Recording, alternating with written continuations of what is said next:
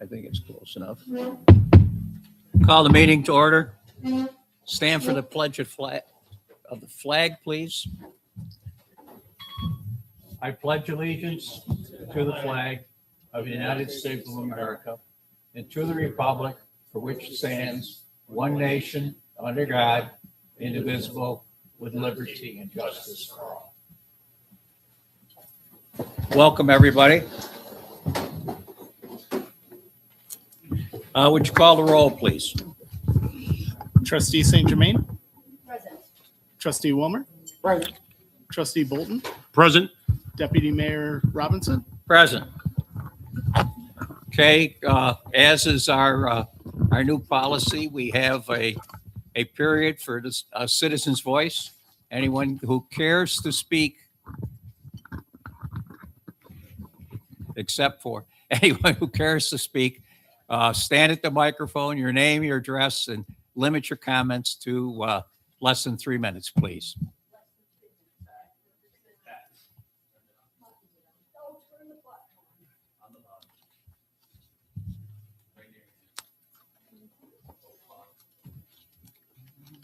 Should be lit up at the top.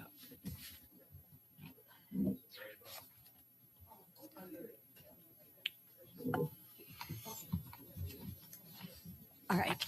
Pat Ferguson, Village of North Syracuse, Route 11. Tomorrow is Arbor Day, and on the agenda you have the proclamation, but I brought for folks if they would like them, posters, bookmarks, and postcards from the DEC, if anybody would like to pick them up, and I'll set them over there for folks to take. Thank you. Okay. Thank you. Anyone else?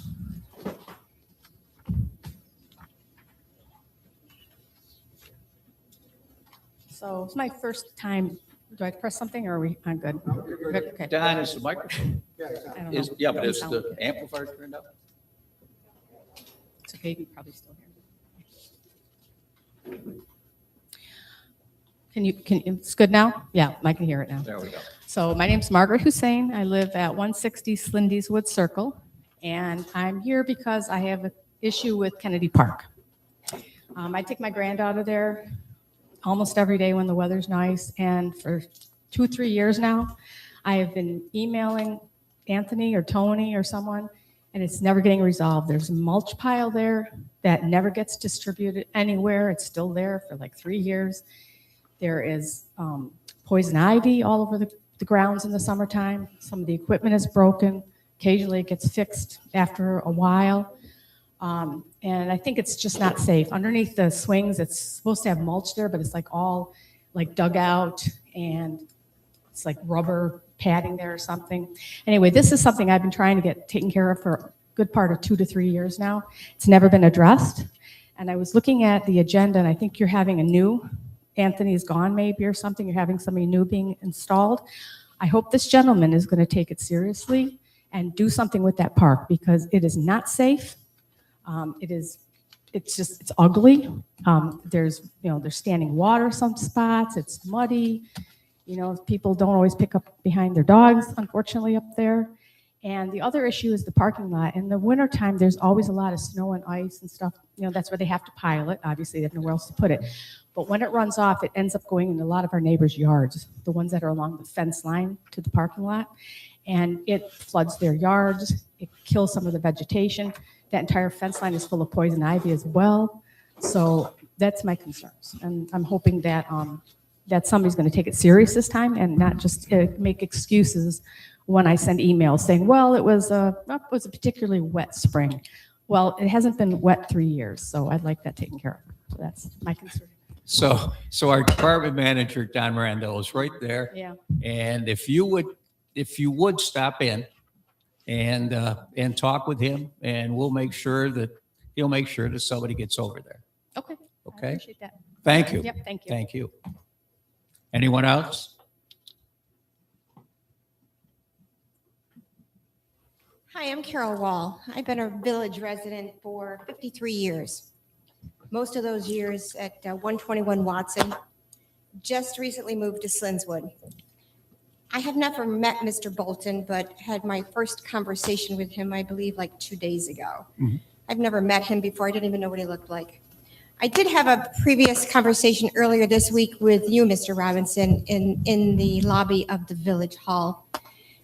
You at that time told me you were not running for mayor, so I just need to confirm, are you running? You told me you were not running for mayor because people were treating you poorly. So I reached out to Mr. Bolton to say, number one, I want to know what your stand is if you become mayor, what you're going to do for us.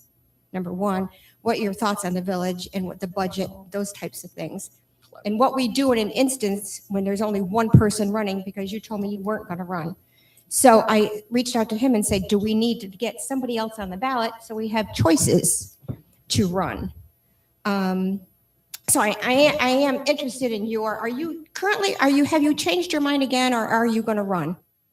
There's a Republican caucus next week where the Republican Party will nominate people for different positions. There's 2 positions that are opened on the board to finish the uncompleted term of Mayor Butterfield and of Trustee Gustafson. Aren't we running a little late for a caucus?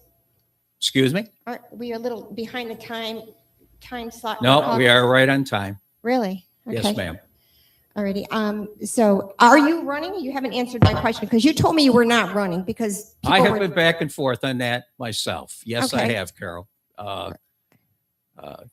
I don't think it's appropriate to make any kind of a political speech right now, so I'm not going to. No, I think the village residents wants to know who's going to run. If you're committed to running, we would like to know. After the caucus, Uh-huh. those people that are running will be announced in the public. Okay, so when does those results come out? The caucus, when will we know? Caucus is going to be Monday night. And that decision will be made then? And then we'll follow whatever the process is of going to the Board of Elections and getting that stuff in. Okay. That's interesting. Okay. And, I think we as residents, I've been here 53 years. I can tell you, Larry, the codes guy, he comes in hot and heavy, but he does a good job. I have to tell you, he is starting to try to clean up the village a bit.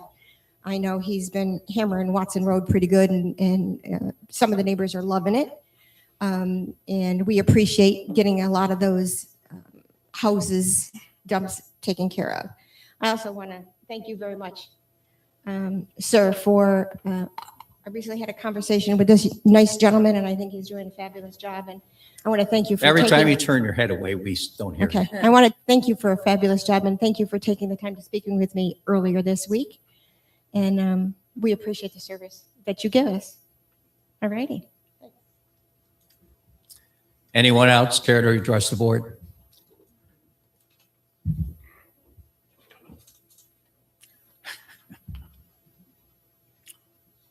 This is Ken Ryan.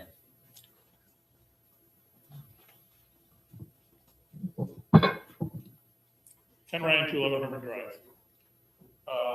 One thing I forgot to mention last week, I said it to you at the end, as we were thanking for getting the trees cut down by the fire department, and we were thanking Gil for getting it done. And I want to thank Joel, he's here this week, but he's the one who had the skills to do it, so I think we all owe thanks to him. On the budget, the one thing I brought up the week before about the clothing, I think the clothing should not be put to the department, it should stay with the board to go out to buy, if you're gonna buy some shirts, to have people be represented with North Syracuse. There's a company that does it. The board or mayor, whoever should buy the shirt and say, hey, this is what you need, 2 shirts or whatever shirts that is.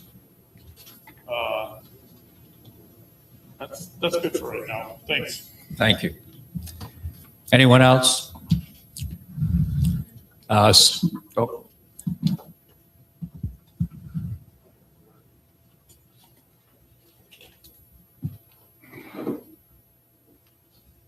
Lisa Liotto, 356 Chestnut Street.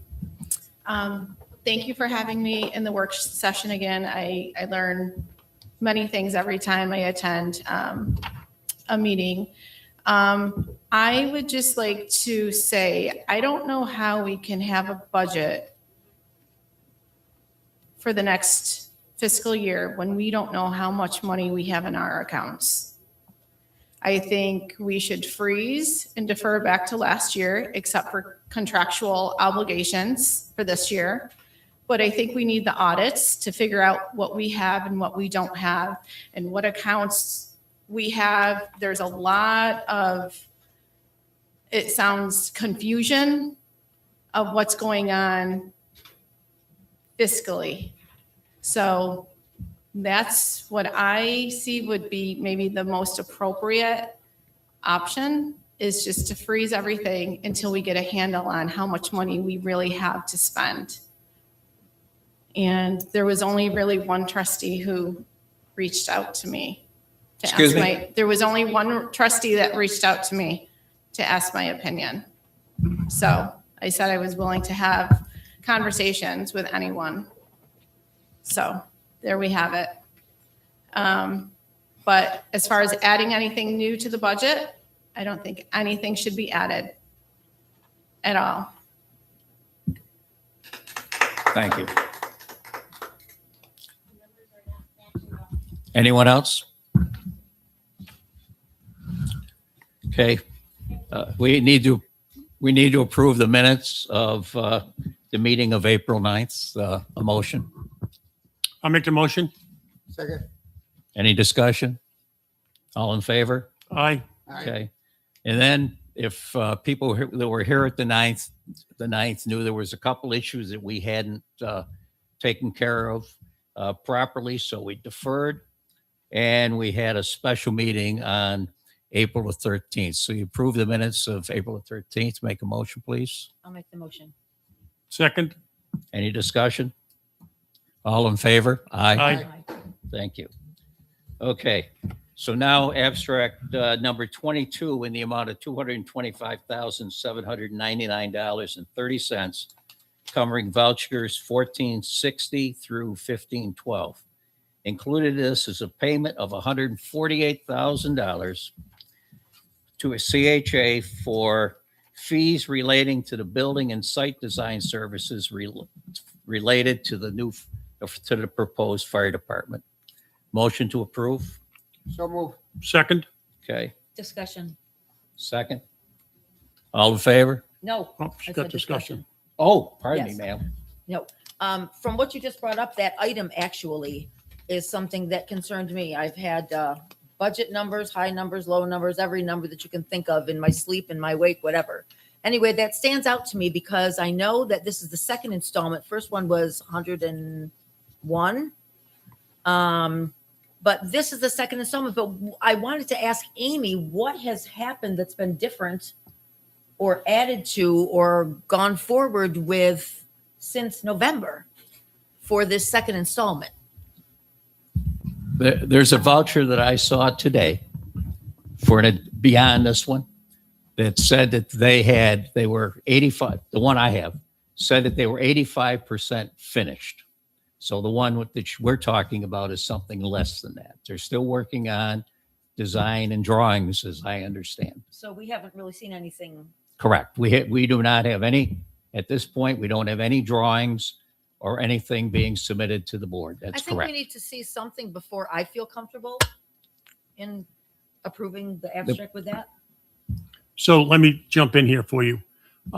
So that payment is for services rendered by CHA and Hayner Hoyt on the agreement that we made to have Hayner Hoyt come in, not Hayner Hoyt, I'm sorry, Herbert Brewer come in and do the preliminary design for the fire station. So each step along the way, we've had numerous meetings where we have gone from what the foundation is going to look like, to what the front wall looks like, to what the door looks like. For the last meeting we had, we started talking about the interior, what the mezzanine is going to look like in the back, where doors are going to be located, where locks are going to be located. So each step of the process, okay, is how they bill us. At the last meeting, you were all provided with blueprint copies of what the proposal, it was either last meeting or the meeting before when Sean Forum from Herbert Brewer was here, he gave everybody copies of the blueprints. Okay, that was what was completed as of that time. But nothing since. Nothing that can be presented in a blueprint, because we just had a meeting a week and a half ago, I believe, Chief Ostalos, correct me if I'm wrong, week and a half ago, where we were talking about moving a door because the way the door swung open, moving a window because we didn't want to have a window in a certain area. So when those are done, then that's why we're at 85%. 85% of the project has been designed. As the, And I'm sorry, Mr. Deputy Mayor, this is a contractual payment that we made back when we approved Herbert Brewer coming in with CHA. But didn't we, weren't we going to have different stages? And when those stages were met, or we didn't see what the stages were, to have another payment? There was no agreement made that they would be paid at certain times. So what we did was, when Sean Foreman came and presented, he gave us that presentation. We all took it, looked at it, and I believe a couple of weeks prior to that, we approved the payment. This is now for the next step, and you'll get prints as soon as they have them ready. So we don't have anything to approve the next payment yet. correct. Correct. So Then I that- don't well, feel comfortable no, with no. it. With- Then no, that- I see something no. myself. I have the vouchers on my desk for the next payment. And I will not sign those because we don't have the stuff that we're supposed to get so that we can do our review. That's correct. That's That just the my payment- concern. That's my concern. No, the So- payment that we've got here is prior to the one that I'm holding on my desk. So you've got another one already in. Yes, addition to ma'am. this, Yes, ma'am. But we still don't have anything. new? Correct. And we weren't, it's, I have my say, we won't pay that until we get what we need.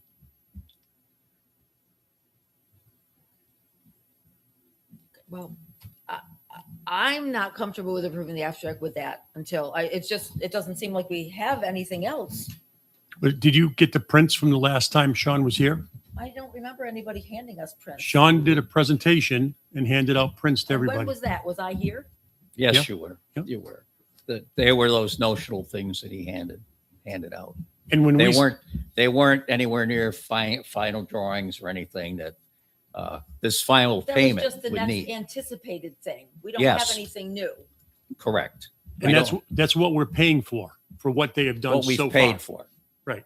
We've Yes. paid for what they've done, but now they're anticipating something else, and we're We- paying for what they're anticipating. No, they're billing us for that next piece, that piece that I have on my desk, okay, that I'm not signing because we don't have that next piece, the drawings and stuff to review. Okay, so I guess you're doing what I'm saying. I don't feel comfortable approving it. This is payment number 2. I'm holding payment number 3. But what did we get? What did we get? We got the anticipated blueprints of what's going to happen Yes. to approve another 148,000. Yep. I don't feel comfortable with it. They've done the work. At that point, they have done that work. Okay. And they could, by contract, can bill us for it. We don't have this invoice that I now have. We haven't seen anything that's a product that we would pay with this invoice I'm holding. I guess I don't know what the product was then that I missed, other than the anticipated drawing. That was probably the meeting with Sean, and We're paying on this abstract for work that has been done up to the time that Sean came and did the presentation. Yep. So The we next have bit- $248,000 worth of work done.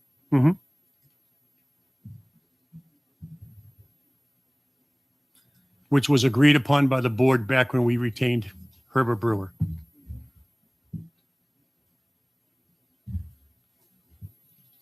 That's my thought. call the question. All in favor of paying the abstract? Aye. Aye. Abstract passes. Okay. Budget transfers from 70-10 or 70-2013 rec supervisor salary to 7-10-29. Relock Lonigan Park. This is to cover the cost of electronics locks installed in the men's room. There are, so that transferred. All in favor? Aye. Aye. Second, approved. Okay. The next one is similar. It puts electronic locks in the unisex bathroom in the, in Lonergan Park. Motion?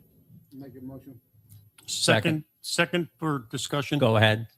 I just want to take a moment to commend Don for managing his budget the way that he's done it. For those of you that have watched the budget transfers that come through, Don is being fiscally responsible by taking money from one line, moving it to another line in order to make the money work in his budget. He took it upon himself to notice that the salary that was approved by the board last year for the previous park superintendent had some money left in it. He was told, or he was asked, if we really needed to provide these locks for the bathrooms at Lonergan. He went and found the money, transferred it from one line to another, and now we've got these electronic locks that are going to be much better for our residents due to Dawn being diligent and finding the money without having to come to us and ask for an increase. The So, motion, thank you, Don. on the floor is for the unisex bathroom. All in favor? Aye. Aye. Motion's carried.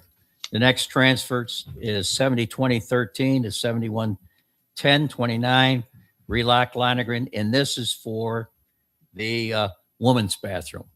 All in favor? Or no, let's call the question. Second. Any discussion?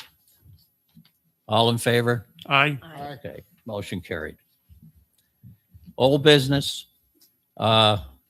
There's a motion to have the deputy mayor sign the Town of Clay fire protection contract to provide aid to the town in the case where assistance is needed for firefighting services.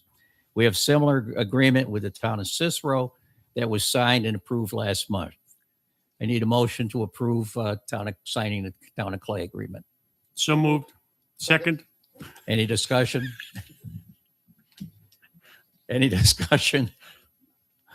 All in favor? Aye. Aye. Okay. The next is a discussion that we've had. I remember sitting in the audience when Trustee Strong was on the board, and it's about the apartment registry. We have been presented with a draft copy of if you will, a village law, adding the apartment registry to our local law. If you think about what's been going on in Nob Hill, Skyline Apartments, a number of different places where codes has either missed the boat or not gotten into these buildings to correct deficiencies. Or an example I was given just recently in another village where a little girl deceased who happened to be her only place to sleep was on the floor in a rug next to the stove. The apartment registry is intended to allow our codes official and fire marshal to visit these different facilities and inspect them on a regular basis. It goes into two phases. One is for apartments, which is defined as facilities greater than 4 units. And then it goes to some of the smaller residential houses that have been modified for either apartments or Airbnb.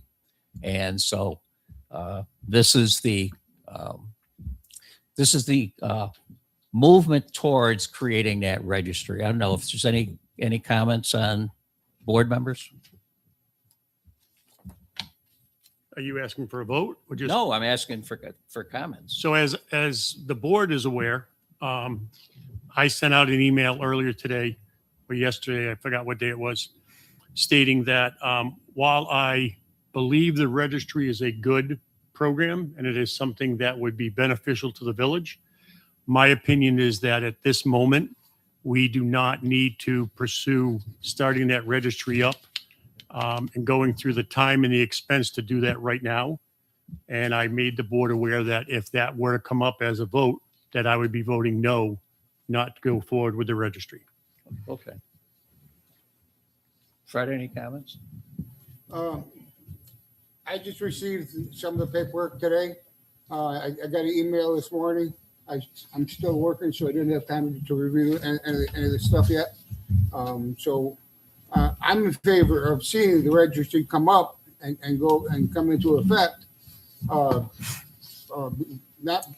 before we have a public hearing on it, because I want to hear what the residents are going to say about it. And that could be at department building owners, all that kind of stuff. Give those people time to speak about this. But I'm behind the idea of it. Yep. But at this point in time, I need more time to review some stuff. I sent a bunch of questions to Larry a couple weeks ago, and I still have not received a reply to that for some of the questions. Sure. And hopefully my answers will be in here. Yeah. So Trustee St. Germain? Okay, so this registry has been put together by Larry. It benefits not only the codes department, but the fire department and the police. If we take this out of the budget, it's an entire software package. It's not just an apartment registry.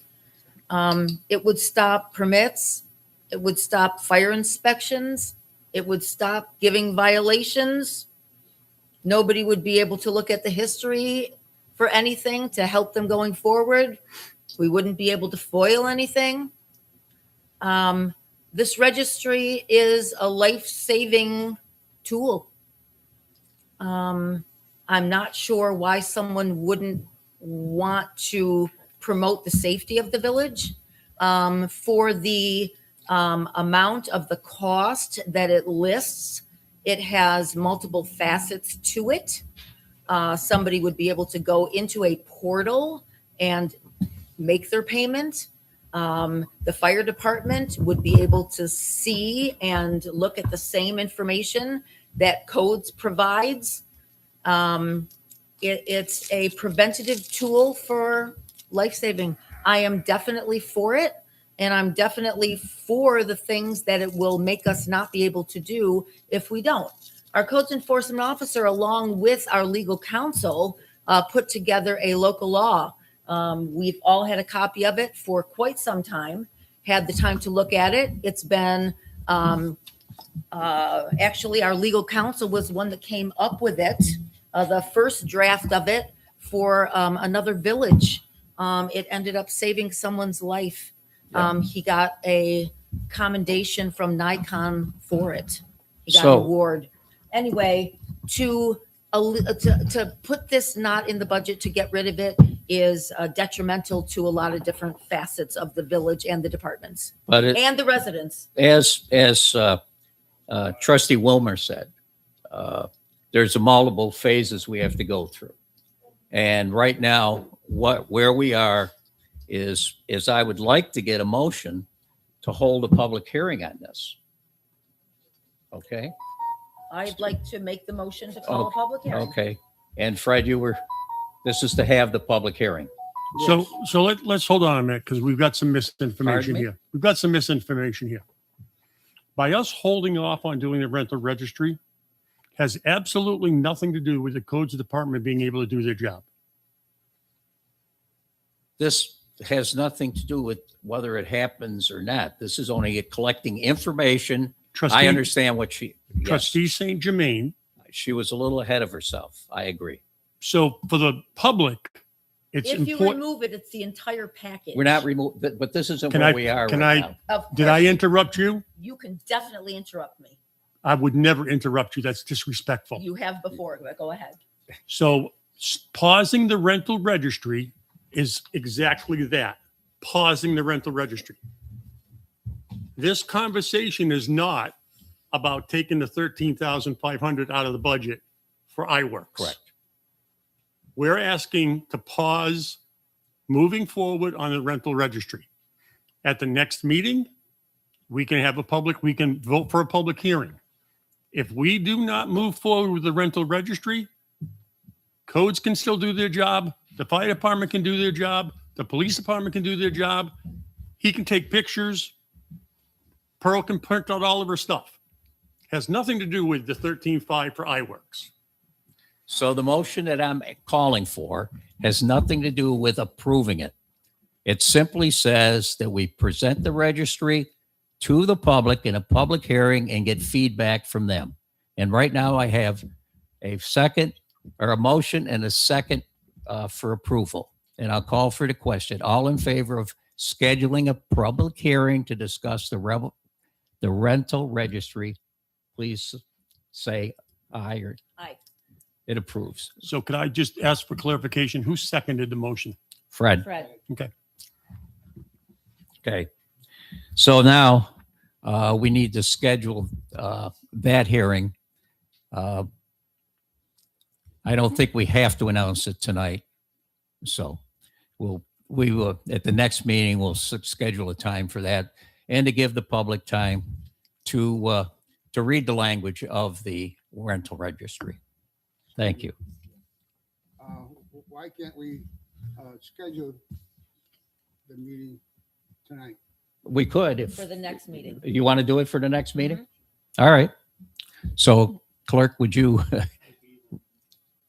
Is that possible for you to do? Yeah, absolutely. Like, All right. What? And you're gonna have all this information available to any resident of the board that wants it? we'll put it on the website. Okay. Yeah. Okay.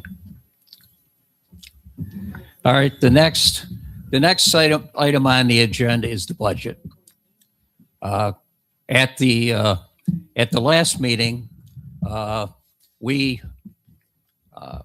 had your input for this year's budget. I remember your explanation. And you got to bear with me a little bit. We took input from your comments, and we went back and we scrubbed the budget, and we found different things, whether it was something to do with clothing and whatnot, and we reduced the budget. And after all of the scrubbing, we ended up reducing the budget about $27,000. That only took us to a 14% increase. Okay. We have since gone back and made some pretty arbitrary decisions on the part of the board. And well, if you recall, at the last meeting, the principle that I spoke to was maintaining the services like they are. That's that 14%. We don't feel that's correct. So we went back, and with each of our department heads, and without their cooperation, and that's not a negative comment, we arbitrarily charged them additional 5% from their budget. So we have reduced our overall budget by an additional 5%, and we're down in the neighborhood of 9% increase. Now, that 5% breaks my promise to maintain services. It's probably going to impact things. And it'll probably impact each of you differently, your special interests, I don't mean special interests in a negative way, but if your kids use our playgrounds, or I come to our summer program, or if you use this building, okay, as a resident before, you didn't pay as much to use this building as a non-resident. That's going to have to change. So there's going to be impact, but we've been able to bring the budget down to about a 9% increase. And that's what we have tonight. Then we'll need to have a motion to finalize this budget as it is with those things out of it. I'll make the motion. Second for discussion. Go ahead. Did you receive my email this morning regarding the fire department? Yes, Is that figured in this number? that will net later. Yes, you told me that they can go a little bit further. Well, what do you mean by that will net later? When we bring all of these numbers in, once we approve what we got here. Remember, the 5% is new to us board members at this meeting, right? Okay, but I think that's a little misleading. Okay. And the reason being is this: 1% of the budget is approximately $45,000. Okay. I went and sat with the leaders of the fire department and asked them to take $80,000 out of their budget as a capital expense and forgo purchasing a new vehicle this year. Okay. After discussion with the leadership, they agreed that they did not need a new vehicle this year. They will hold off and get a new vehicle in the next budget cycle. What they did ask is that we put $15,000 into a reserve account for them to have that money to use in the fall to order the new vehicle, because it won't come in until 2028. And I detailed this all out in the email that I sent you. They also asked that we not affect their budget by the 5%, which we had asked them to take a 5% adjustment of $25,888. That was going to be the fire department's savings to the village. Now the savings to the village from the fire department is $39,222. Okay. So that's about 1%. Okay. So from the numbers Nick gave me at 7.5% and 9%, we've now lowered that to a little under 7 and closer to 8. And we can net those numbers that you arrived at today against the 5%. We're not going to take more. If they already have accomplished their 5% with the action that you work with them today, we don't have to take more from them. Correct. Okay. But I'm just making sure that everyone understands this 25,888 is not coming out of the fire department. The fire department is actually giving back 39,222. Okay. But we need to make an agreement that 15,000 is going to go into a reserve for them to purchase their vehicle in 2028, order it in the fall of 2027, and that 15,000 will be used to make that purchase. Sure. Do you want to make a motion on that? So Let's, should we do the motion on what you want to do first? We don't want to mix up the motions here. Are we looking to make the motion to approve the budget with the 5% out of each department? that's what we have right now on the table. Has every department had a chance to? That we didn't allow that. We arbitrarily have taken this out. Well, as John is liaison to the fire department, I am to the codes. So I did discuss it with him also. Mhm. And with the iWorks thing and the contract for the registry and everything, he said, being totally transparent, line number, let me see here. 362418 for $1,500 he could take out because that registry would already include that amount. Mhm. So he could take that out. Along with the A3620430, the first line for $300, he could give that up also. He'd give up the $4,000 for the vehicle if he, and I don't know if it's anything with the vehicle that Trustee Bolton is talking about, but he was looking to possibly have that vehicle that you're going to turn in and get a new one for, but if you're not getting a new one, that's not the option. So So with the vehicle that he has, it's a 2015. He had we had one to give to codes, but it ended up, I believe, going to the fire department, chief. Was it? Went to the fire department instead. So he has the 2015 vehicle, which now Joel, the person who takes care of the cars, says needs a new transmission and power steering pump, and neither one can be rebuilt. They need full replacements. That's what that $4,000 is No. for. No, and Yeah. I agree. But when we came up with this idea of taking 5% out of each department, that ended up with a $211,983 reduction in the tax levy to get down to 9%.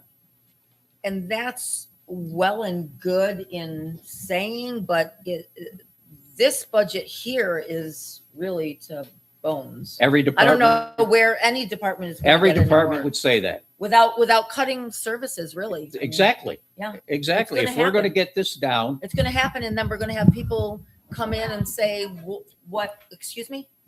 no, please.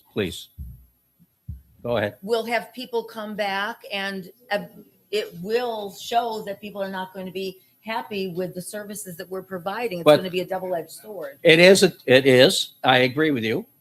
But I also think that, and Trustee Bolton and I have talked, sometimes the budgets, okay, the budgets seem like they are the golden rule. Fire department, I pick on you a little bit. You'll always say, well, that was in the budget for what we were given.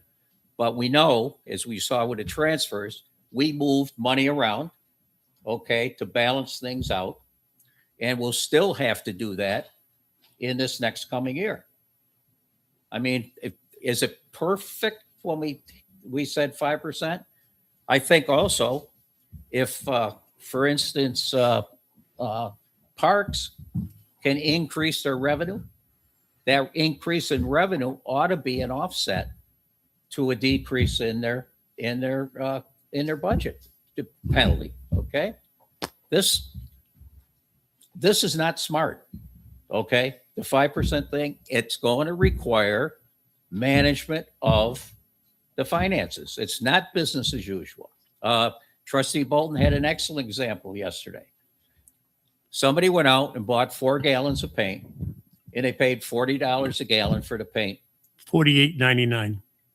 Not the $48.99, when they could have bought the same quality paint going over to Lowe's or Home Depot for $20. And we just had a set of tires. I talked to Gil today. We had a requisition for tires for the lawnmowers. Okay. And the challenge is Big Four tire the best place to buy these tires? Okay. We've got to challenge ourselves all the way around.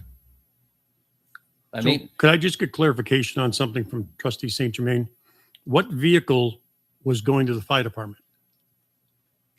The fire department was going to get a new vehicle. Right. And codes said that if they could obtain that vehicle, which is newer than the one that they have, then they could eliminate the $4,000 for the anticipated repairs So- on the one that they have. So now I what think he- I think what you were Pardon. originally thinking about, Trustee, is that we had originally talked to DPW. DPW was going to give up a vehicle. That was going to go to parks. Yes, it's not the one I'm talking Okay. about. There was never any No, discussion there was never any discussion. I of the just brought fire it up. department giving a vehicle to anybody. I So- just brought it up. There was no discussion. I Okay. didn't say that there was. I was looking if that was an option Okay. to remove the $4,000 from the codes budget in the event that one department would transfer to another. so there's going to be a lot of moving pieces in this budget. We thought we were going to gain $48,000 because we were going to turn in the DPW superintendent's truck. You give $48,000, and we're going to turn around the state bid and get something else. And that would have resulted in that truck going to parks, that fell apart because of our first pass through the budget. We aren't going to do that, so no more do we have a truck to send to parks, and it's just cascaded. And we learned tonight that we're not going to have a chief's vehicle to cascade because they're going to pause on releasing that vehicle. We're just going to have to keep working this out. We've spent multiple days and nights and emails and texts and meeting with department heads, and they've done such due diligence in cutting their budgets as much as they can to do what we've set out to do. Yep. Keep the services that we have without putting anything else more on it. And I fear that what we're doing is playing with the numbers to show when really we don't have anywhere else to take anything from. Where are these department heads going to take this from? I think you'll find with good management, in some hard decisions, we can make this budget work. But it's going to take everybody managing it, not just on automatic pilot. And it's going to have to happen the very first day of the fiscal year. It's going to have to be tracked all the way through in order to make it happen. We have to do something. Okay. I call that question of approving the budget with the changes of $211,000. I still have questions, sir. If we're approving this budget, To include. okay, if we're approving this, Yep. it takes nowhere is in consideration, and I'm keeping in mind what we have to do legally through the state of New York. This budget does not reflect what the budget's going to be. So we need to adjust this budget that everybody's looking at to be what the actual budget is. We can't say 3 or 4 days from now, we're going to go in and make these changes. So the changes that need to be made, if the board approves, is this $25,000 reduction for the fire department goes to zero. The $80,000 capital expenditure for the fire department vehicle is taken out. A $15,000 reserve line is added for them to make the deposit on the new vehicle. Then we can say that's the actual budget. If there's no other questions that come up of money that should be moved around. Because if we approve this, we're not taking the vehicle out. We're not adding the money back in. We're approving the levy. No, we're approving the budget, Well, sir. okay. I think the motion is to take the 5% off all the departments. Okay, that's what I understand. Right. Okay, we're not approving the budget. Okay, we're just approving the taking of the 5% from all the departments. That's what I understand it. That could be. And I don't think that that's an approval that has to be made. That we did that back in our meetings, back in our conversations. We're now presenting this budget as this is the money that's going to be spent in the village in 26, 27. I'm sorry, 27, 28. Okay, 26, 27. But this does not reflect the actual expenditures. No, because you're going to have to take those amounts off of the clerk- somewhere in those departments. In each of the departments, we have, is it Don or Nick, does it show it in here? The line we added, the minus 5% line? Your working copy does, yes. My copy does, okay. So we have, what we did in each of those departments, rather than go line by line, we add, or we put a negative 5% in there so that the department as managers could decide where they were going to get it from. Okay. That's how we did that. Now, Trustee Bolton, you think we need to do what? Well, my concern is that when you look at, we'll just use the fire department for an example. The 261,799 that's in their budget, is that with the 25,888 taken out? Hang on. Let me get to that one, please. And I would ask the same question about any department where Yes, the that spread is. line is. Yes, it is. If you look at the budget, I think what needs to be done is we need to have a concrete solution on the 5%. The department heads need to be given the opportunity to change their line items, and we have to do another hearing before the 1st. That's right. That's what needs to be done. That's right. The department heads, they have to be involved in this, in my opinion. They have to be. We can't just come up with that number and take it off where to put it in a total that balances from what? I disagree with you. Okay, and then we'll take fire department. Fire department, we used, put a line into the budget, okay, for $25,888. Within the total budget, the total fire department budget, they can distribute that any way they want. And they've already come up with ways to do it. Okay. So we don't want to force any department into making rational decisions on where they're going to take it from, because we already demonstrated with Parks how he was able to move money from one account to another as his business model required. Right, and With the- oh, sorry. if you're talking about reductions, DPW is gonna have to reduce what they spend for heavy trash. So heavy trash is gonna have to change. Instead of doing it every month, it may be done in the spring and the fall. Okay? That's what they're gonna have to do. If the lever goes down, okay, like it usually does every 2 years, and it costs about $15,000, what is that? Well, who's that here? Okay. Huh? Joe, how much does it cost? $10,000 every 2 years to replace it.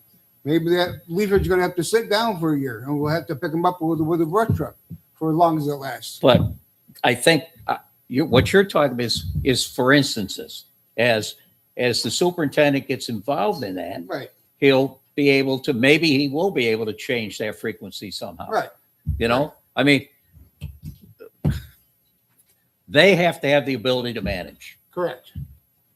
So I think the bigger question is, and there's someone here who I think can answer it if she doesn't mind working off the clock, is when we submit this budget, Diane, are we submitting just the total dollar amount, or are we submitting line by line? So if we take 25,000 away from the fire department, their total budget is 261. When we submit it, does it get submitted as the 261, or does every single line item get submitted? We've never done that before, general 0.5% like that, but I would think that you would want to take it out of specific items. And again, when you say, you just talked about the 0.4, how much are you going to talk about 0.2 to 0.4? We don't know. What's a 0.4 account? The controllables. No, we're not taking anything out of salaries or Salaries or anything negotiable. Yeah. No, No. no. But what, on the 1st of May, what do we submit to the state?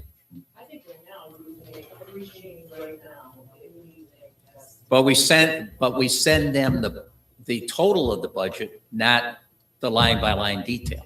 we send us to state control, they get the total budget, Yeah, the total budget, right. including what the tax levy would be. Yeah. But if I understand it right, the only, the 398 changes originally. Yep, Then, now you're talking about 5% plus more for each department, which you're gonna be very. correct.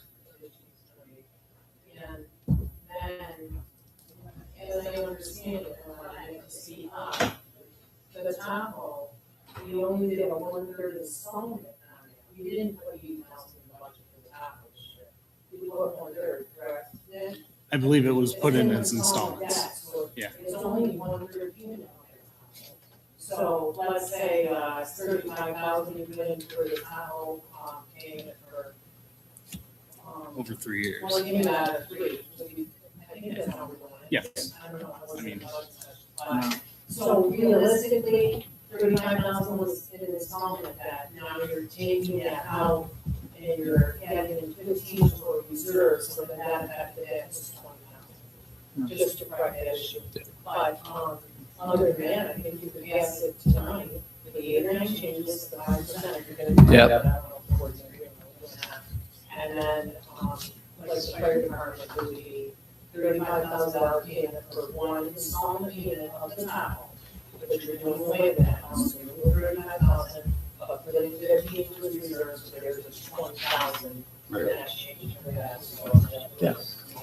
You could pass that, and you have a template available tomorrow. I don't know what the actual tax levy would be right now, but you kind of think it's 9%?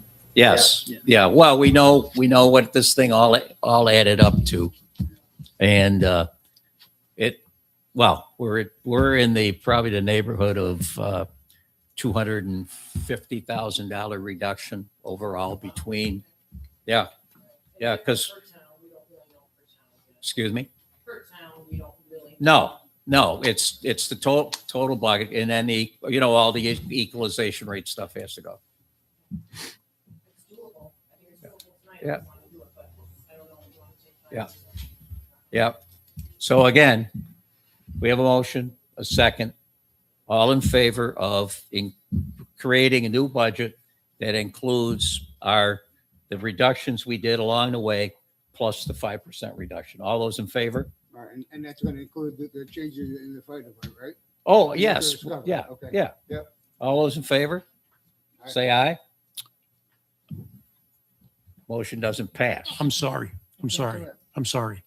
I was hesitating. I just want to make sure that what the motion is that we're approving. The motion is to approve the budget with the 5% taken out by department across the board and the adjustments made for the fire department. Sure. Yes, I vote yes. the motion passes. Thank you.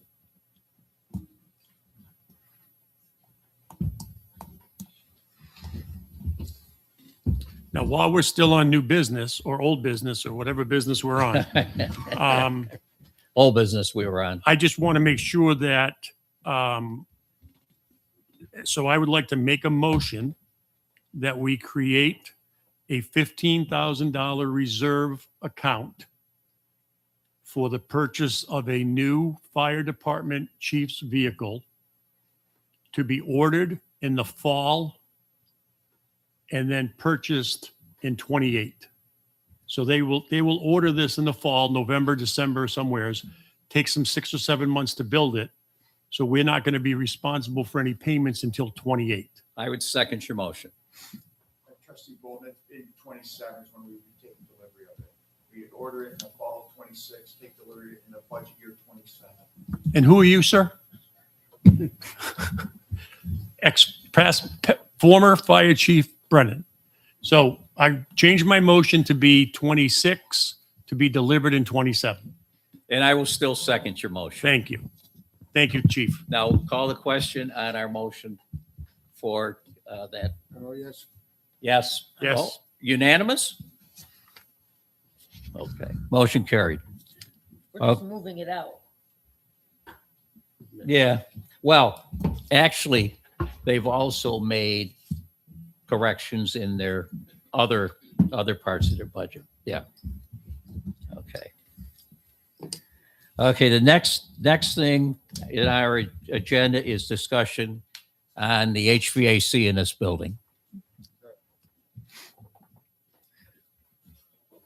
HVAC in this building is quite broken. And we've had a HVAC engineer come in who has no oar in the water about what we pick.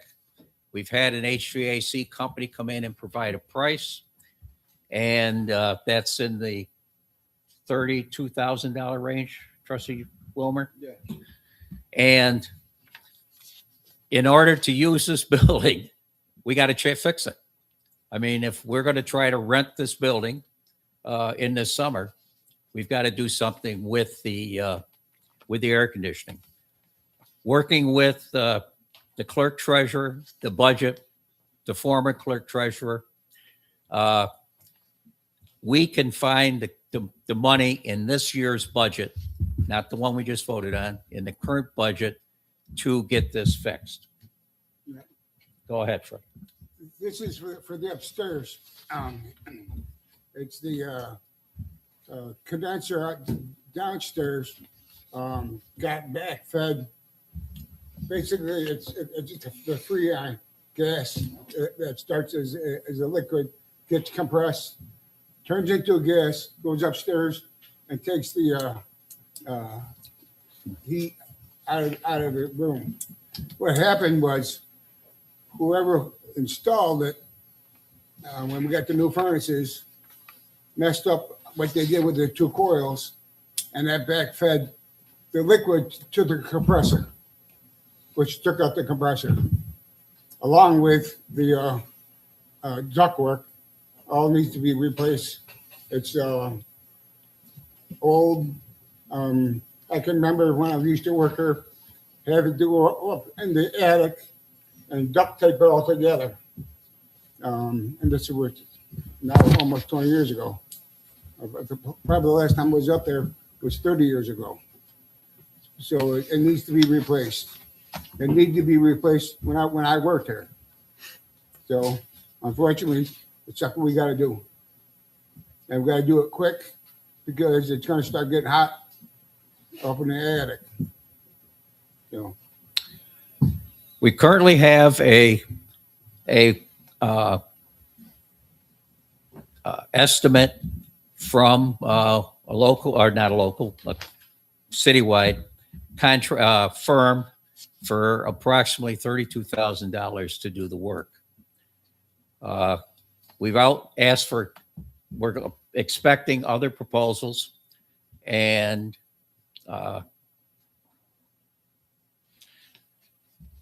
I would ask for a motion to repair the air conditioning not to exceed $32,000.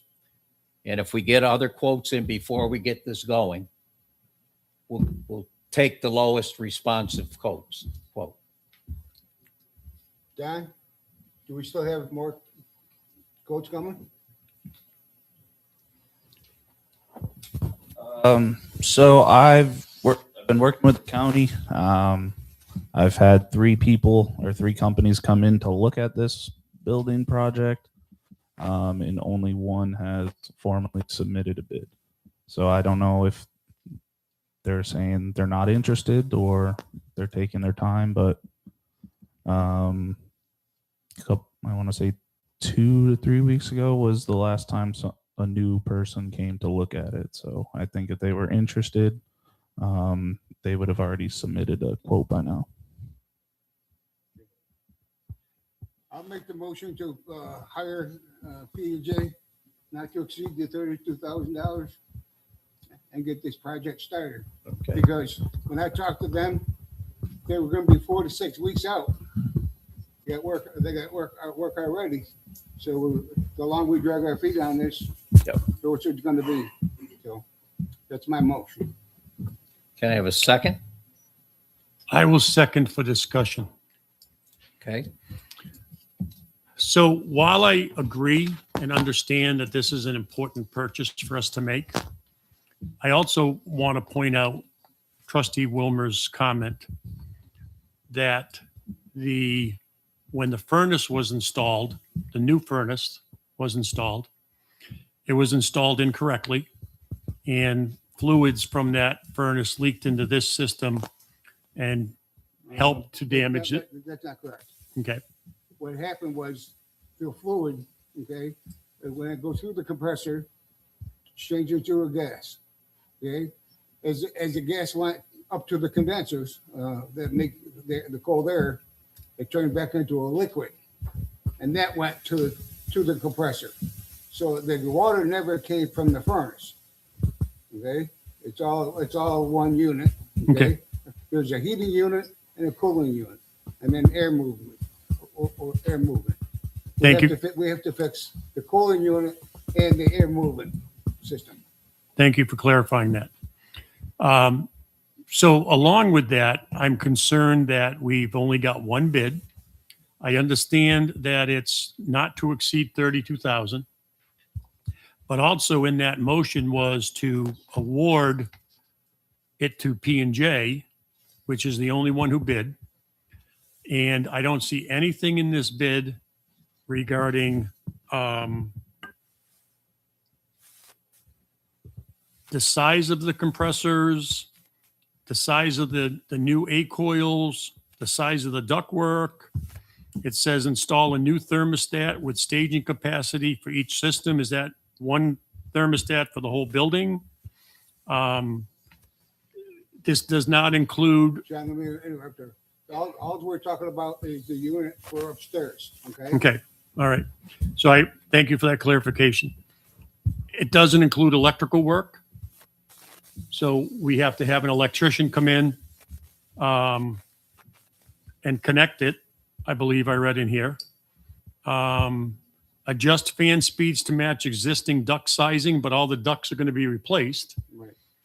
Do we know that they're going to replace them with 5-inch or 6-inch or 9-inch? And then we're going with one bid. And we did this with the furnace. And it cost us a lot more money because we weren't doing our due diligence and got multiple bids on the furnace. That's my concern, that we're going with one company, not really. And I don't know. I'm not a HVAC engineer, but you would think they would put in here the size of the condensers, the size of the coils, so that when Dawn gets the other quotes, are we replacing it the same thing? Are we replacing a 15 amp? They gave us a price on a 15 amp and the other company's giving us a price on a 10 amp? I believe all that information is listed with the county because it went through, this goes through the county bid. Did the county set the specs, Don? So what happened is former Mayor Butterfield, he asked me to create a makeshift RFP. So I made one based off of the original proposal from P&J. I then sent both of those items to the county. I don't know if they've made changes to it. But then they based everything on what I sent them is what they sent. They sent the same exact, I guess, proposal to every business that was interested. I don't know if that answers your question. It answers one question for me, that due diligence was done. You only have one bid, but you've tried for how long? Since I took over in November. Since November. So if we only have one bid, we only have one bid. And if we don't provide this building with the equipment that it needs, the revenue for renting it out will be nil. So we have to fix it. And I rely on Fred's expertise and what he just said about it and all the work that you've done with it and sending it where it needs to go. And if you don't have more than one bid, you don't have more than one bid. You have to do it. We have to do it. Also, county also said it doesn't have to go to formal bid if it's under 35,000. You had sent us that, yes. At this time, I'll withdraw my motion and I'll call this company and I'll get this information for you tomorrow. I don't want to hold up the process. No, I understand totally. I just want to make sure that, I reached out to Dawn and my concern is that did they come here and climb up in the ceiling and see how much the ductwork is crushed? Are we replacing the same compressor that we have or a smaller one or a bigger one? Is the air capacity the same? Because this is all the stuff we ran into with the furnace. Right. They just bid it and we were forced to go with the low bidder and have all kinds of problems. Did they know that it was comparable? Yes, they all received the same thing and had the opportunity to go look in the attic crawl space. But P&J, when they first came in, they did say that their original quote was would be on the higher end, just because upstairs in the ductwork is a lot of spray foam, so a lot of it would be exploratory. So they based that quote, based the quote that they're gonna expect the worst up there, but it could be lower. But there's a lot of spray foam, and they said you could see where people have walked or kneeled on the existing ductboard up there. So it's quite a mess. And just keep in mind too, this quote also states, like I said earlier, it doesn't include electrical. So we have to pay for an electrician to come hook it up. Yeah. Also doesn't include, and we ran into this with the elevator, any possible asbestos removal. So just keep in mind, we're talking 32,000. It could be a lot more, or it could be more. Let me rephrase that. So Trustee Wilmer, I don't expect you to withdraw your motion if you feel comfortable doing what this quote says. But if you are now having second thoughts and you want to get some better information, I would support that also. Yes, so that's what I want to do. I want to make sure, I want to make sure everybody's comfortable with what's going on. So, I mean. I would just hate to see them replace it with a number 10 compressor when we've got a number 15. Okay, the motion's been withdrawn. Let's move on. The next thing is a piece of information. Precision Group is to complete the pipe realignment job under Chestnut Street starting April the 28th. It's supposed to take 1 or 2 days. Chestnut Street won't be closed, but it'll be there'll be flagmen out there controlling traffic.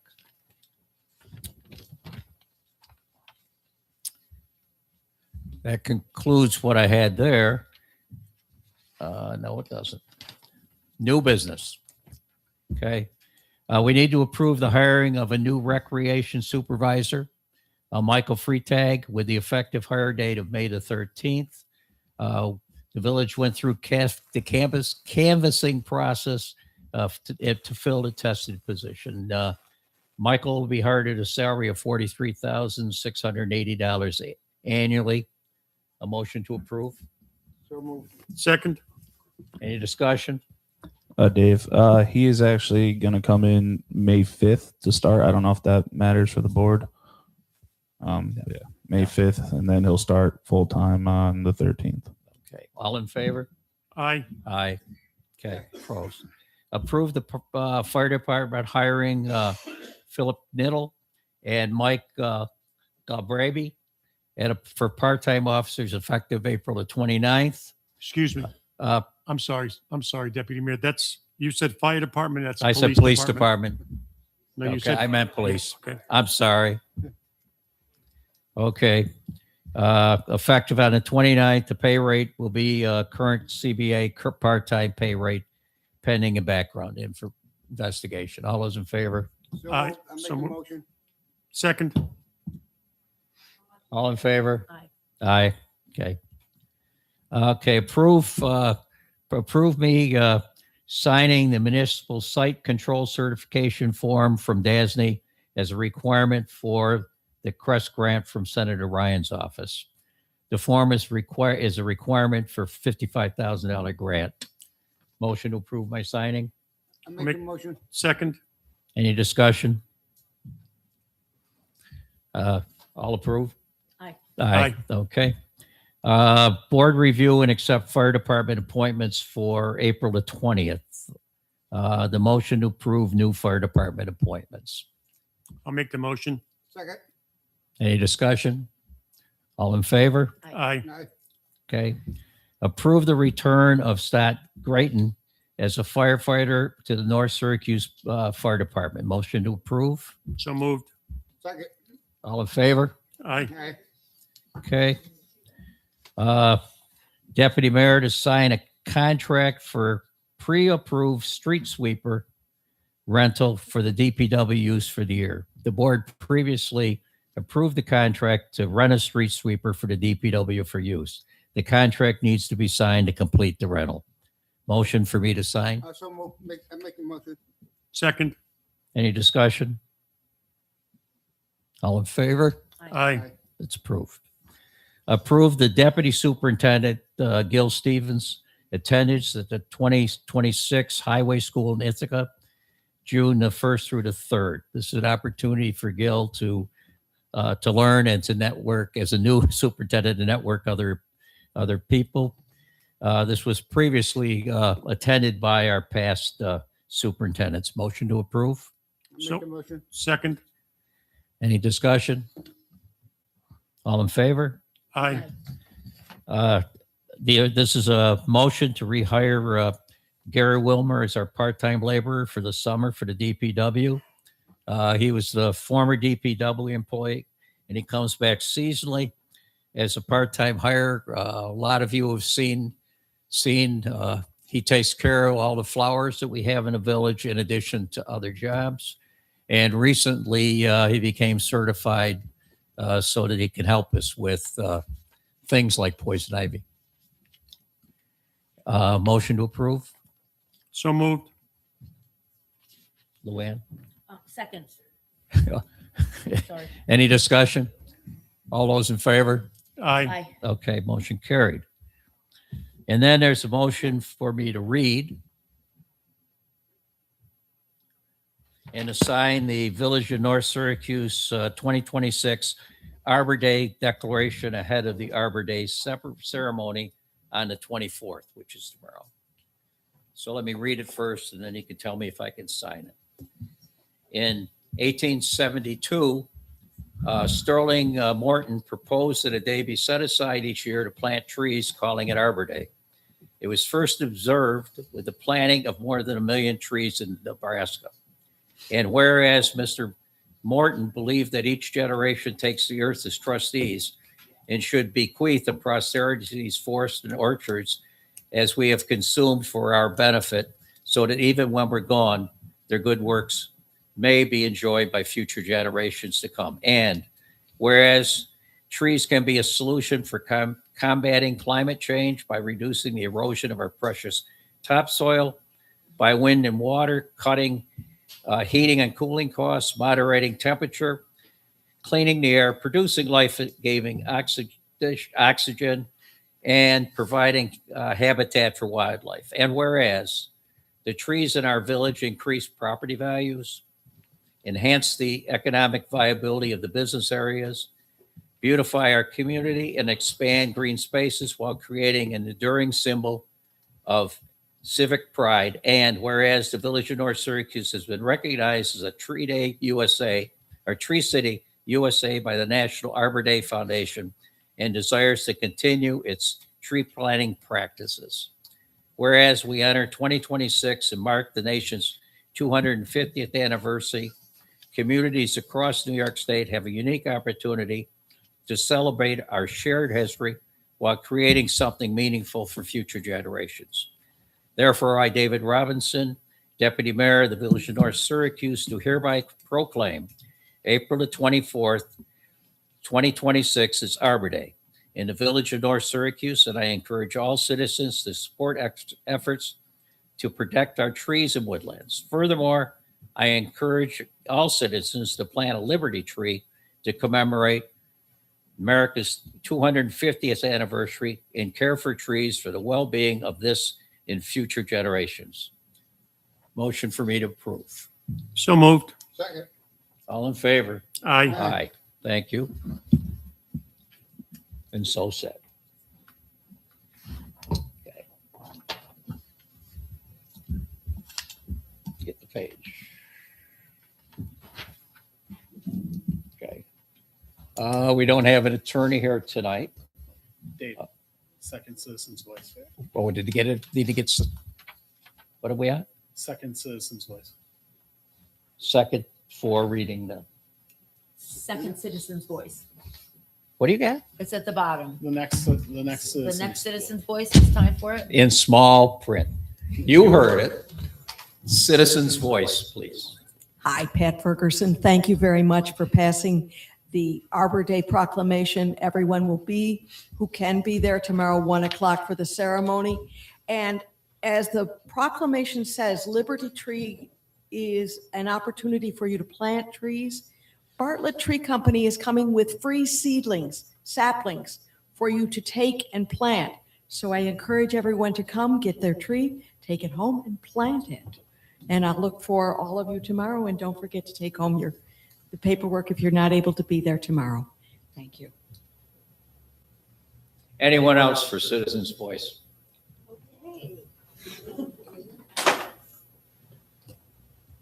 Carol Murphy, Slendy's Wood Circle, and all I have to say is I'm totally disgusted with what I witnessed today. This is outrageous. It's what they want, you vote. What about us? We're the ones paying for it, okay? We pay for it. And there are things you can do to get done in this village. But I think it's time to eliminate it and let the areas go to their respective municipalities. You got more trucks there. You got more people there. I mean, the zoning and planning, I mean, I'm still waiting to find out what happens to 118 Grove Street, and I've lived here 15 years. Okay? And you're letting them carry on a garbage pit down at 101. Nobody does anything about that. But if somebody does anything wrong in Slindy's, the zoning's right there. Where's your permit? I think it's time. I think it's time to let the village go. It's a name. That's all it is. It's a name. Your taxes will be lower, and you're going to get almost all the services. They have fire, they have police, they have it all. Let us go. Eliminate this village. Thank you.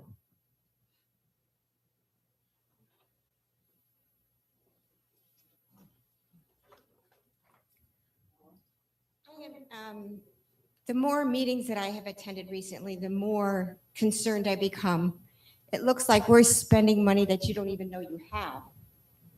Number two, you don't want to cut any services, but if you look at the school districts around us and you look at the other municipalities around us and you look at the state, hard cuts have to be made. You can't just keep spending money you don't have. It just keeps going on and on. There's going to be, yes, we have to cut services. We're going to have to cut the niceties. We're going to have to cut those things. I'm okay with that. But you cannot keep spending money we don't have year after year after year. And with the confusion that I see on the board and the misinformation that I see, it concerns me that there's no checks and balances. Nobody knows what the other one's doing. That is a concern that we have a lot of folks that are supposedly managing our money that don't have a clue. When you look at the budget, the last time, 2 meetings ago that you gave us, I haven't had time to look at this one. Numbers don't match. Look at those spreadsheets. Your numbers don't add up. It's like they're all, many of them are just made up numbers that don't match, that are not line by line. I mean, I've done spreadsheets before in Excel, 300 pages of spreadsheets. Your numbers are not matching. So I have a concern. There's no checks and balances. Who's spending money where? And we don't have anybody watching you folks just to make offhanded decisions with our taxes. So hopefully we can get some people that make sense and know what they're doing when they come up here and speak in front of the public. That's a concern I have. Thank you.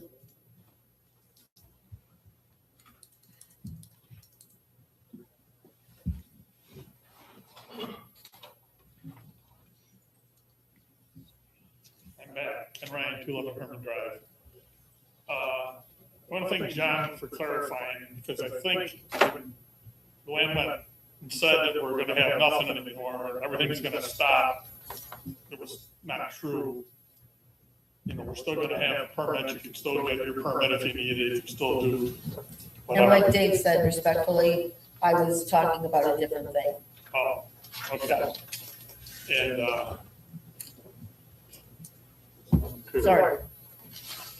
oh, and, with the codes, like, I never see the same on, but, I was in court again, and Larry did not show up again for court.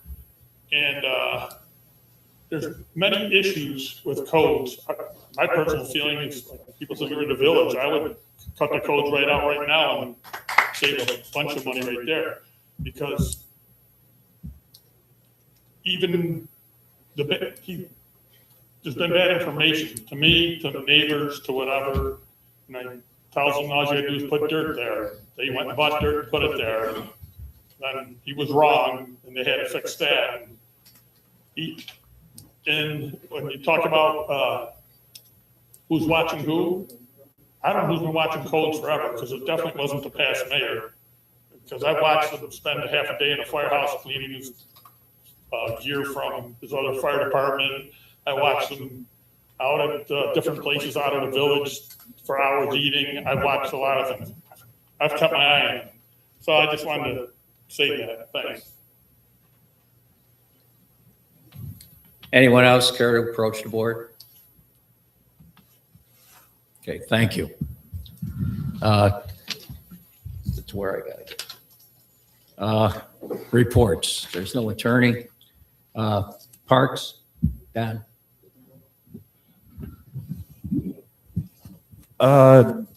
Just to reiterate on the whole HVAC system here. When they first came in, P&J came in, they were here to diagnose the issue. They gave that knowing that it would have to go to bid. So if it's in your guys' mind that, you know, they bid it a certain way just to get our business, I don't think that's the case, because they came in knowing it would have to go to bid because of how much money it was. Other than that, I'd like to thank Gil and the DPW just for working with me, installing the swing set over at Centerville Park that was down last year. So we had that installed last week. So I thank them for their help. I got Earth Day coming up on Saturday, as well as Village Shred event. So anybody who wants to bring their documents down 10 to noon this Saturday in the parking lot here, it's free. So just bring your documents down and they'll shred it for you. I made a note earlier, Dave. Former Mayor Butterfield actually rescheduled your caucus for Tuesday, the 28th. Yep. So Yep. just making that public. And then just to talk about the Kennedy Park issue that was brought up earlier. So I was talking to Gil actually before this meeting, and we're going to meet over there tomorrow. I want to dig it up. I want to get up.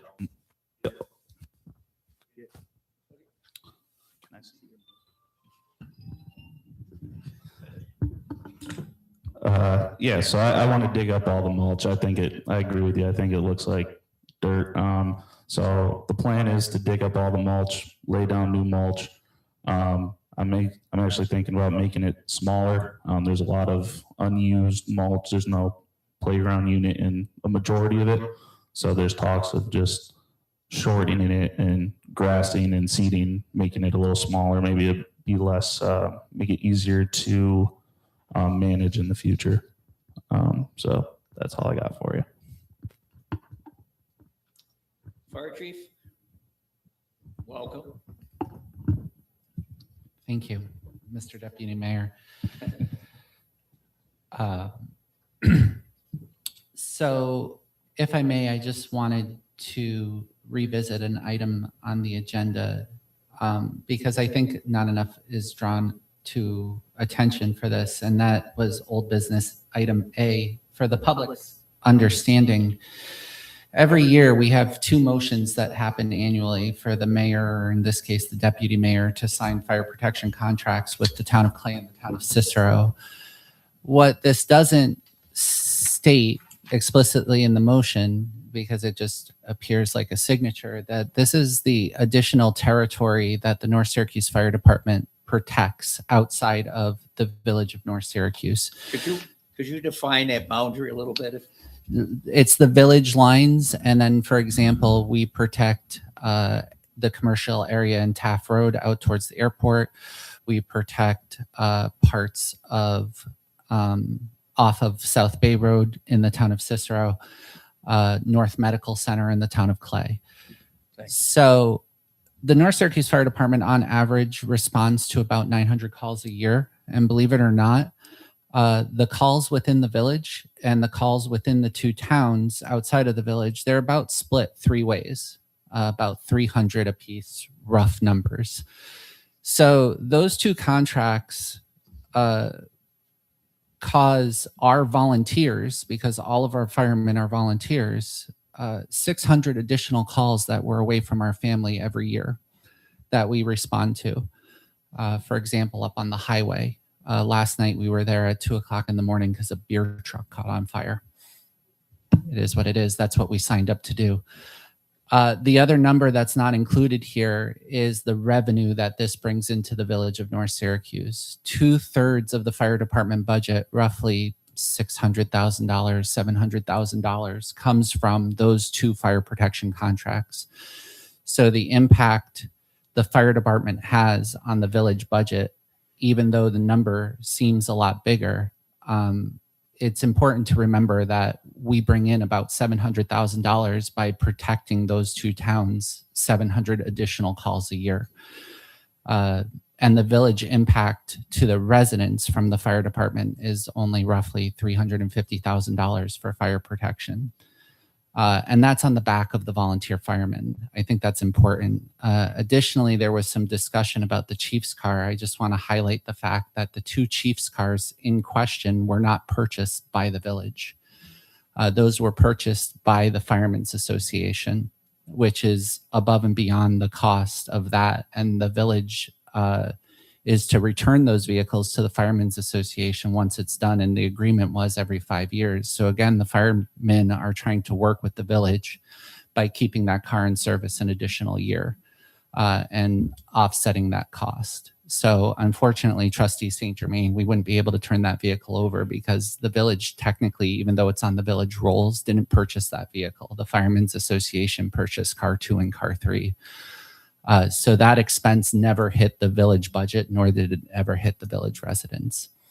So I want to thank Trustee Bolton, who we had a lovely breakfast with one another, and we came up with a plan to help the village in this tough financial time. I appreciate that he took the time to talk with me so we can come up with a solution. And I appreciate the trustees returning money into a reserve account so we can future plan for the replacement of this chief's car, which is going to come up next year.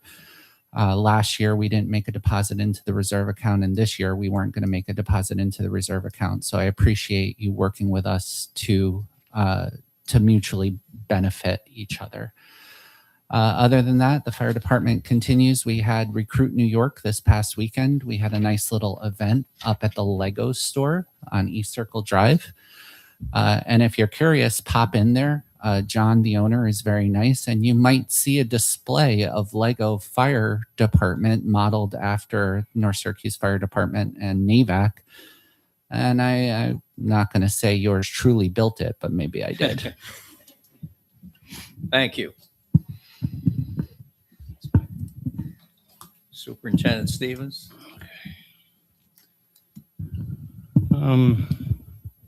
In March, we finished up the first round of bulk brush.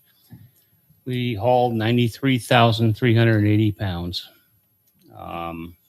We also finished up, we started and finished up bulk trash for April, and we had hauled 30,864 pounds, 13 mattresses. We worked on Centerville lights. We got them up and running. I think they're all working now in working order. We dug out the stumps in Ferguson Park and got that ready and planted the tree for Pat. And so she's all set for tomorrow. The generator, we put the down payment on a generator. They are going to come as soon as they get a free chance and set up an appointment with me to install it. The original quote was $13,800. They forgot to take tax out. So I think Nick had something to do with that. So it is now $12,658. And they should have it done in one day. So that's ordered up and it should be here soon and installed. Truck 16, our new truck, we took that out for its first round, and we had issues with it. And I know we talked about this before, but the back mud flaps were installed by Viking, which is the suitor for the trucks, wrong. And it ended up tearing up the two rear tires, one on each side, bending the mud flap brackets and tearing the mud flaps off the truck. The tires alone were $1,642.04. For the past month, I've been fighting with Viking and also with the trucking company where we got the truck. We finally came to an agreement. They are going to pay for the tires. Viking's going to pay for the tires, all the money, and repair the vehicle, the truck itself, the brackets, the mud flaps. And then we're going to send that truck to Alliance and get the rest of it done. The air cans, the airlines, all the other stuff that went wrong with that truck. They finally agreed to pay for everything. So both of them are now on the same wavelength, and it ain't going to cost us nothing to get it fixed. Very good. Thank you. Okay. So before you go. Yep. You talked about a bunch of tons of stuff. Yep. So take the bulk trash. How many truckloads was that? Would you guess? Well, it's 93,000 pounds is about roughly 48 tons. So Yep. it's probably, I don't know, ballpark, maybe 8, 9, 10 truckloads. And they went to Rock Cut? Yeah. They go to Rock Cut. And then the brush and stuff goes to Amboy? Yeah. And I think I heard 33 miles round trip to go to Amboy and That's back. correct. Oh, and also, just so you bring that up, our brush truck went down again. Oh, thank you. So I want to make sure everybody understands when our brush truck goes down, that means I got to send more people out, got to send the loader out, got to send the dump truck out. So it takes up about my whole crew. Joel is doing a fantastic job on trying to piece things together for us and keep things running.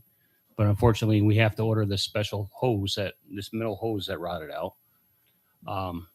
So it's going to take a couple days, maybe a week to get that part in. So we're using a loader and trucks. You'll see us out there. We're doing the best we can to stay up on brush. There's a lot this year. And, just work with us. Be patient. We'll get to you. I promise. May 4th starts the second round of bulk trash. So then we have to go away from bulk brush and start trash.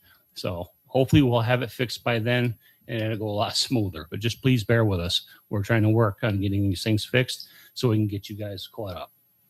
Thank you. Thank you. Police chief.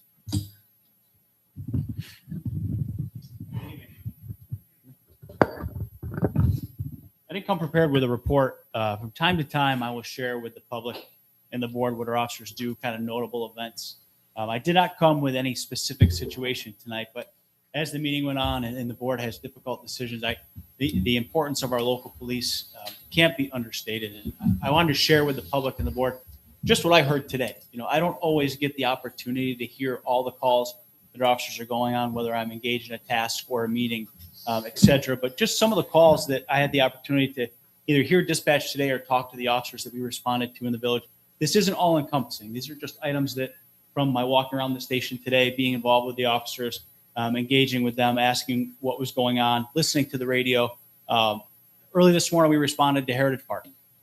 At Heritage Park, somebody last night in the late night hours dropped off a dog. They appear to have came from the Chestnut side, walked into the park in a fashion that appears that they intentionally left this dog and attempted to circumvent our cameras. The poor dog was there all night. This morning we were alerted, we responded, and that is an active investigation. Currently, it's on our social media. So if anybody recognizes the dog or the owner, we would at least like to contact whoever the owner is to discern and just ask, like, why is this dog left here overnight? So that was early this morning. Shortly after that, about 9:45 this morning, we responded to a drug overdose where citizens engaged Narcan with the individual, I believe several times before our arrival, which the individual ultimately lived. Following that, later on in the day, we responded to a situation, I believe it was here on South Bay Road, where there was a erratic female in the roadway, stopped the vehicle, told the female driver that the kids in the back of the car were not hers. The individual then proceeded to leave the scene, actually came down to this parking lot here, and from what I heard, entered this building during the day with no legitimate purpose. We ended up being able to transport that female to an alternate location away from the community center. We responded to, before I came to the meeting here at Domestic, one of our multiple occupancy housings behind us. Just prior to responding, just prior to coming here tonight, our officers responded to a dirt bike or a four-wheeler that was riding, I believe, in the roadway over here in the Church Street just east of us. I heard a dispute at one of our businesses today. The officers are out there doing community-related work that really is layered. These situations are layered in the sense that, fortunately, a lot of times we know the individuals, so we are able to solve crimes better than maybe an agency that doesn't have a relationship with these individuals. We're able to de-escalate situations oftentimes quicker because of the ability to recognize and have relationships with the community. And our officers, this is a representative sample of some of the things they dealt with just today. So I just want to share that with the board, share that with the public. One quick thing, fraud prevention. We did a fraud prevention talk this week. We're seeing, I'd say, an increase of that. A couple of victims recently have lost thousands and thousands of dollars, and we had one, I believe it was late last week, regarding Venmo. So just be careful. If there's somebody that calls your residence or your cell phone, it's a number you don't know, please don't answer. And if you can, verify somebody's identity before you give any information. And gift cards. We don't pay bills with gift cards. If anybody needs any advice on fraud or would like the North Syracuse Police to come to any of the community homes or community neighborhoods, or even just one-on-one at the police department, we'd be happy to sit with anyone. We'd rather have an ounce of prevention than have somebody become a victim. Thank you.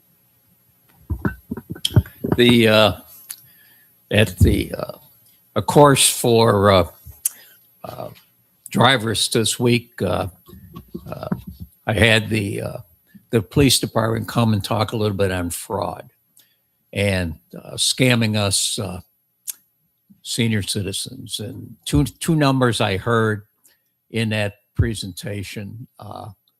One of our residents was scammed out of $17,000 just recently, and another one $34,000.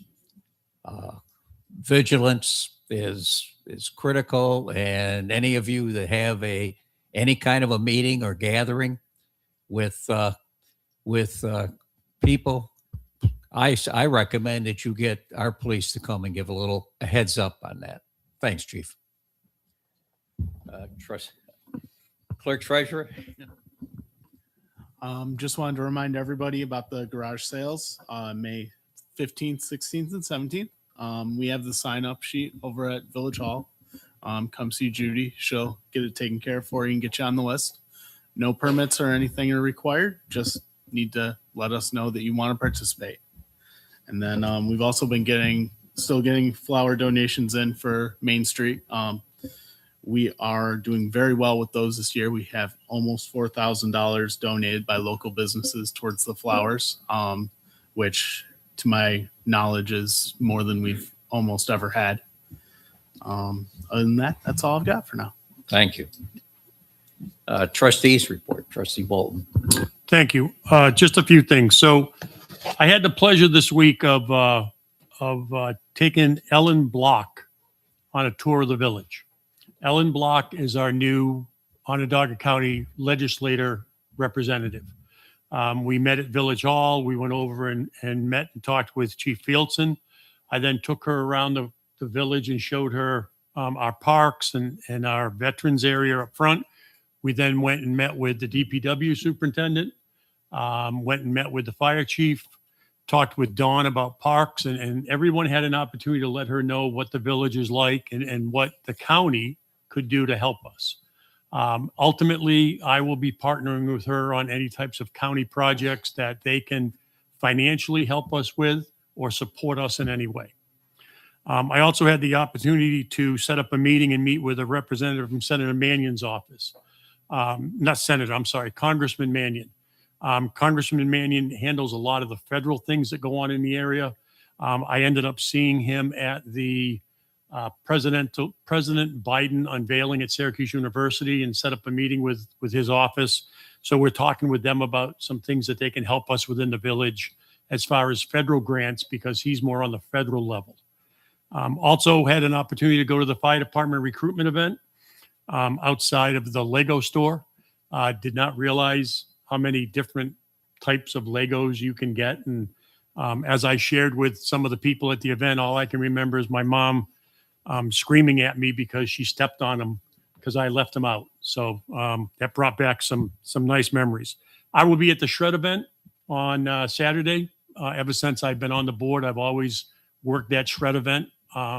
Unfortunately, when Don schedules it, he doesn't look at the weather. Every year that I've worked the Shred event, it has rained, and it's going to rain a lot this Saturday, but bring all your stuff down. We'll get it all taken care of for you. Last thing I want to mention is, we heard a lot from you this evening, which we appreciate. We want to hear it. Couple things just for clarification, because I heard some grumblings. We purposely have citizens' voice twice, once in the beginning and once at the end. The reasoning for that is because during the meeting, we can't stop and answer everybody's questions and take everybody's comments into consideration. So please don't feel that if you're trying to make a comment in the middle of something that we're talking about, that we don't want to hear your comment. It's that there's a specific time that those things need to be talked about. And lastly, I agree. The budgets are tough. Auburn was looking at 28%. A fellow person in Solvay that I deal with, they were at 27%. Buffalo was close to 30%. I want to give the board and also the department heads a lot of credit for taking this from a 16%. We originally came in at 16%, and we've cut it to 7%. That's a huge cut to go from 16% to 7%. Okay. So we went from 16% to 7%. Okay. Now that 7% depends on where you live. I'm sorry that I wasn't clear. If you're on the Clay side, it might be a little more. If you're on the Cicero side, it might be a little less, might be a little more, but still it's a cut. It's a major cut that we made. Wasn't easy. It's going to affect services. It's going to take Gil's team a little longer to get there. Okay. It's going to take parks a little longer to get things done because maybe we don't have enough people. Maybe we have to cut the hours at the pool by 3 because we don't have enough money to pay all the lifeguards. Okay. That's the tough decisions that we as a board had to make, that we then went to the department heads and asked them to make. So we didn't sit up here and think, oh, we're just going to spend your money. Okay. We didn't do that. We strategically looked at where we can have those savings come through. And thank you all for coming. And that's my report. Trustee St. Germain. Okay, so I'll start with the codes officer who is in class for codes. Let me just answer what I can here. 209 Herman Drive, which we're talking about again.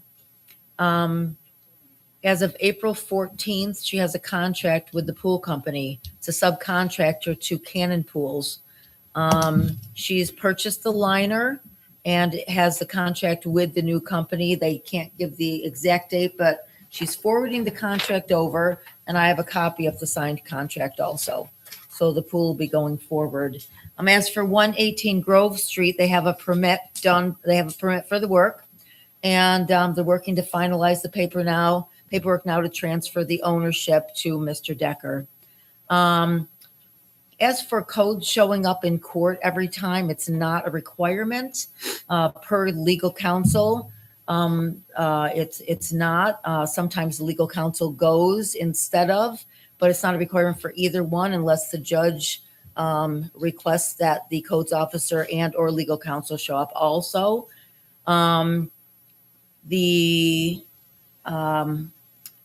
Sometimes we don't always use our words wisely, and maybe watching someone is not the best of words.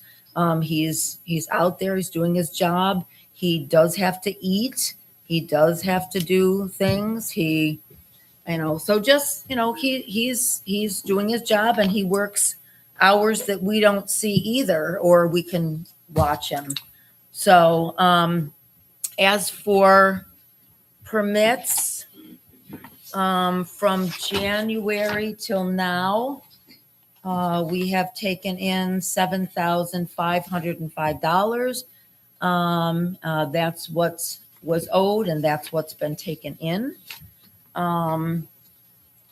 As for living in a village, when I was married in 1990, I chose a village because I chose the services that they give.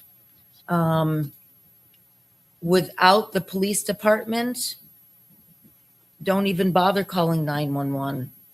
I mean, the police department is here, and the calls that they answer, some of the ones that the chief was saying today, other agencies don't even go to. So, the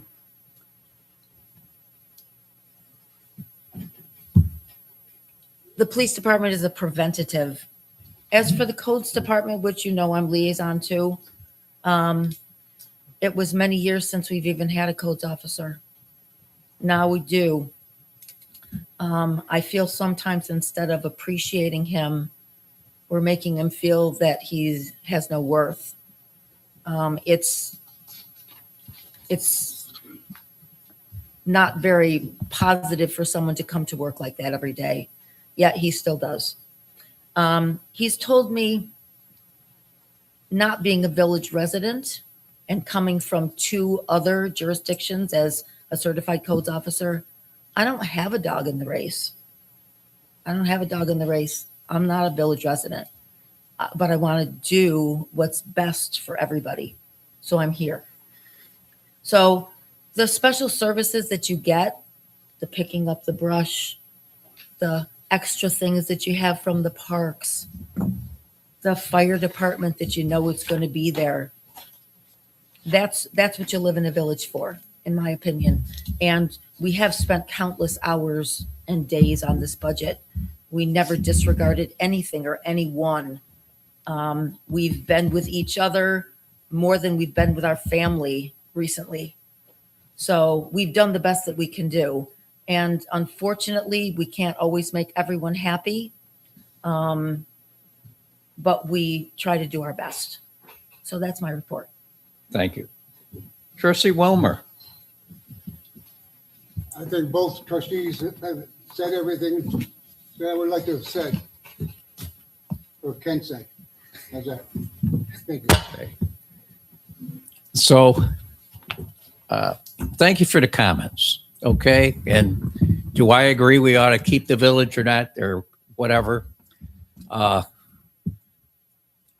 going to work with Mike Beckett, and we're going to at least try to establish, I'm going to call it a Citizens Advisory Committee.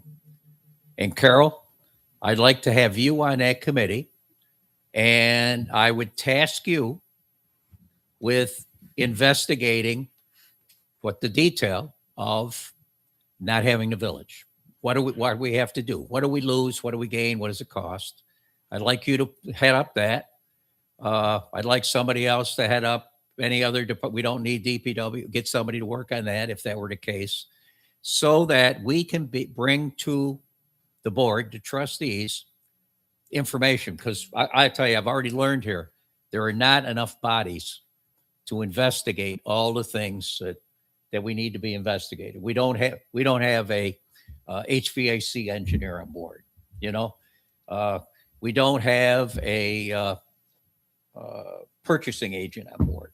You know, there are things that we need the community to do some of that work for us. So Mike and I will be doing something with that in the near future. So that's all I got. Thank you. Thanks for attending. Do I have a motion to adjourn? Before we do the motion to adjourn, I sent you an email earlier today. You still want to do that? I'd like to make a motion to go into executive session to discuss a personnel issue. Personnel or personal? Personnel. Personnel, okay. We'll adjourn. All in favor of going to executive session to discuss personnel? Aye. Okay, all right. We'll go into executive session. I don't believe we will be doing any bit further business subsequent to that. So